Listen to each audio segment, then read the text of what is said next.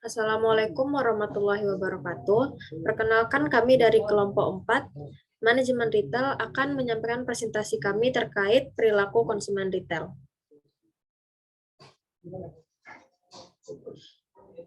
Baik, yang pertama, saya akan memperkenalkan anggota kelompok kami. Yang pertama ada Givaroni Ariesta, yang kedua Irma Olivia Andari, yang ketiga saya sendiri Kartika Amalia Putri, yang keempat Mutiara Rahmayesa, dan yang terakhir ada Salsabila Juwita.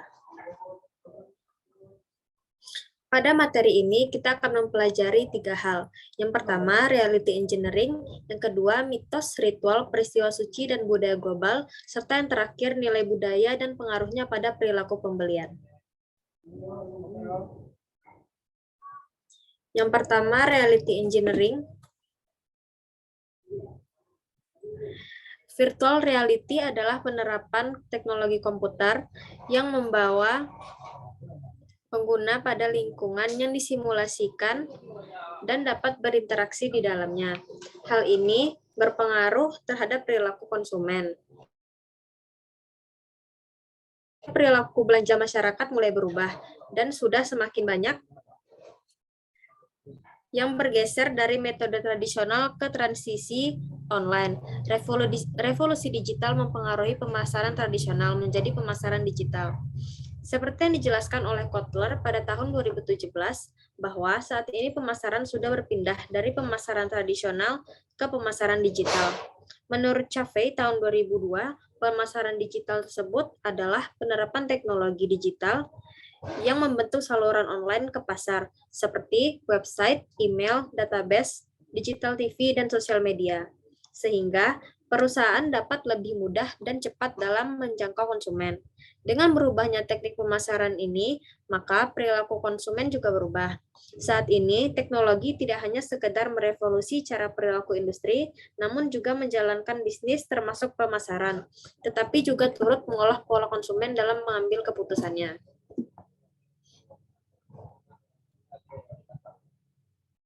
Baik, untuk materi selanjutnya akan disampaikan oleh Irma Olivia Andari. Kepada Irma, dipersilakan. Baiklah, selanjutnya yaitu ada menurut David Roger, terdapat 5 kata kunci yang dapat menggambarkan karakteristik perilaku konsumen di era digital. Yang pertama yaitu ada akses. Akses ini maksudnya yaitu pelanggan di era digital selalu ingin mencari informasi dan juga berinteraksi secara lebih mudah dan juga fleksibel, dimanapun dan kapanpun mereka mau. Segala sesuatu yang bikin ribet dan susah akan mereka tinggalkan. Yang kedua, NG.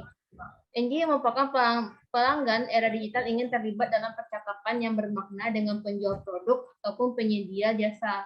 Mereka tidak ingin diposisikan semata-mata sebagai pembeli pasif yang diperas uangnya dan dimobadir dengan berbagai penawaran produk ataupun jasa. Yang ketiga, custom. Pelanggan era digital berharap penjual atau penyedia jasa hanya menawarkan produk ataupun jasa yang relevan dengan minat dan juga kebutuhan mereka. Jika disuguhi dengan terlalu banyak pilihan produk yang tidak relevan, bukan hanya pelanggan tidak akan beli, mereka juga akan memandang rendah perusahaan tersebut. Yang keempat ada connect. Pelanggan era digital ingin dapat terhubung satu sama lain. Mereka ingin tahu apa yang dipikirkan oleh pelanggan lain, dan mereka juga ingin agar pemikiran mereka diketahui oleh pelanggan lain, termasuk perusahaan penyedia produk ataupun jasa. Yang terakhir yaitu ada collaborate, yaitu pelanggan era digital senang berkolaborasi dan juga bekerja sama untuk mencapai sebuah tujuan yang berarti bagi mereka. Wikipedia adalah contohnya. Ribuan orang menyumbang kontribusi untuk membangun ensiklopedia paling besar yang pernah ada. Sekian penyampaian dari saya kembalikan kepada moderator. Terima kasih kepada Irma.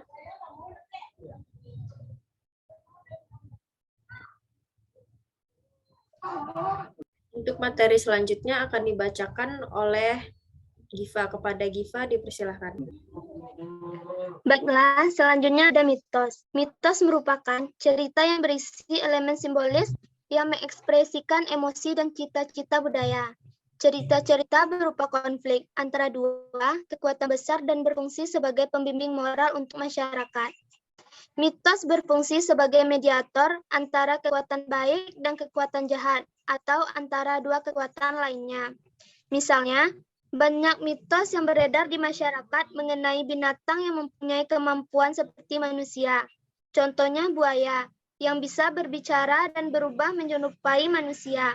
Jadi, mitos tersebut dimaksud sebagai jembatan antara kemanusiaan dan alam semesta.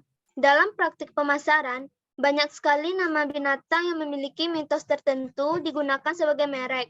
Contohnya, Toyota menggunakan nama Kijang untuk merek mobil dan Mitsubishi. Selanjutnya ada ritual kebudayaan. Ritual budaya merupakan kegiatan rutin yang dilakukan oleh kelompok masyarakat.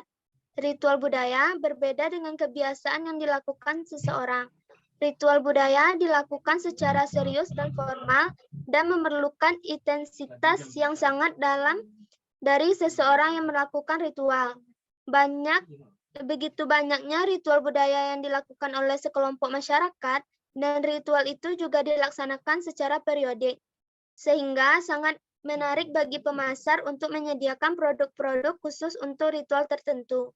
Banyak usaha yang mengkhususkan pada pengelolaan pesta ritual, seperti ulang tahun, perkawinan, dan lain-lain sebagai wedding organizer. Selanjutnya, peristiwa suci. Di Indonesia, terdapat 6 agama resmi yang diakui oleh negara. Keenam agama ini memiliki ritual atau peristiwa sucinya masing-masing. Maka, tidak heran jika setiap tahunnya di Indonesia sering adanya perayaan untuk memperingati peristiwa suci tersebut. Salah satunya yaitu Hari Raya Idul Adha. Hari ini memperingati peristiwa kurban, yaitu ketika Nabi Ibrahim bersedia mengorbankan putranya Ismail sebagai wujud kepatuhan terhadap Allah. Lalu, apa hubungan peristiwa suci dengan perilaku pembelian konsumen? Jadi, umumnya konsumen cenderung akan menghindari untuk membeli komoditas daging selama masa ini, sebab mereka telah memiliki persediaan untuk beberapa hari ke depan, sehingga daging menjadi komoditas yang tidak begitu diminati ataupun dicari oleh konsumen. Baik, terima kasih kepada Giva. Untuk materi selanjutnya akan dibacakan oleh Mutiara Rahmayasa. Kepada Mutiara, dipersilakan. Baiklah, untuk budaya lokal, pada tahun 2009, sejak adanya perusahaan retail asing yang mulai masuk ke Indonesia, yaitu grup Lotte yang berasal dari Korea Selatan, dengan jalan mengakuisisi saham makro yang dimiliki oleh perusahaan terdahulunya, yaitu SHV Holding senilai 223 juta US dollar. Setelah semuanya diambil alih secara total oleh pihak grup Lotte, maka berubahlah namanya menjadi Lotte Mart dan sudah mulai beroperasi dengan memasang bendera kerajaan bisnis retailnya dengan lebih dari 90 cabang terbesar pada berbagai negara, di antaranya adalah Cina, Rusia, dan Vietnam, lalu Indonesia. Untuk pengaruh budaya global dalam bisnis retail, yang pertama, tingkat persaingan bisnis retail yang semakin memanas. Yang masih ada di Indonesia mengalami berbagai peningkatan pendapatan yang sangat pesat, dan tentunya apabila dipengaruhi oleh semakin derasnya arus perputaran globalisasi dan jumlah pendapatan per kapita negara terbesar, kedua itu adalah didominasi oleh keberadaan dari hypermarket, kemudian menempati urutan selanjutnya, disusul oleh supermarket dan juga minimarket. Yang kedua, wajib menyajikan inovasi baru agar tidak sampai kalah dalam bersaing. Keadaan seperti ini semakin mendorong para retail lokal agar terus melakukan berbagai inovasi baru terhadap produk yang dijualnya, seperti pada Matahari Group yang sebelumnya penguasa pasar terkuat pada bisnis department store, dipaksa untuk bisa mengembangkan sayap usahanya dalam memasuki skala yang lebih besar lagi, atau disebut dengan hypermarket. Selanjutnya, Hero mengubah rencana awalnya dengan mengganti seluruh gerainya menjadi format hypermarket.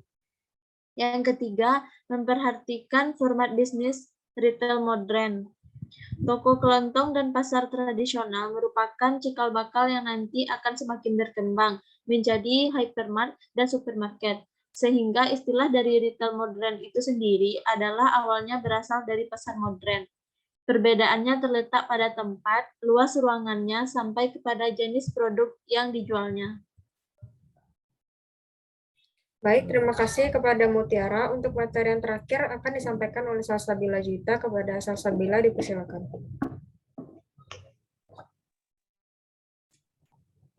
Baik, selanjutnya ada nilai budaya dan pengaruhnya pada perilaku pembelian.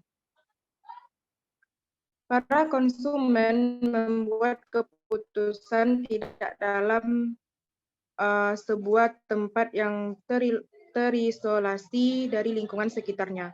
Salah satu faktor yang mempengaruhi perilaku konsumen yaitu faktor budaya. Menurut Kotler, kebudayaan adalah determinan paling fundamental dari keinginan dan perilaku konsumen. Budaya sangat mempengaruhi perilaku pembelian seseorang, sehingga manajer harus fokus pada segmentasi pasar berdasarkan kebutuhan dan keinginan budaya konsumen.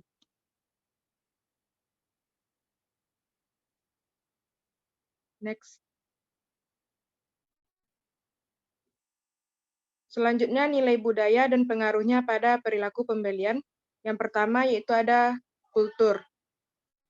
Pengaruh budaya pada perilaku pembelian bervariasi di setiap negara. Oleh karena itu, penjual harus sangat berhati-hati dalam analisis budaya dari berbagai kelompok, daerah, ataupun negara.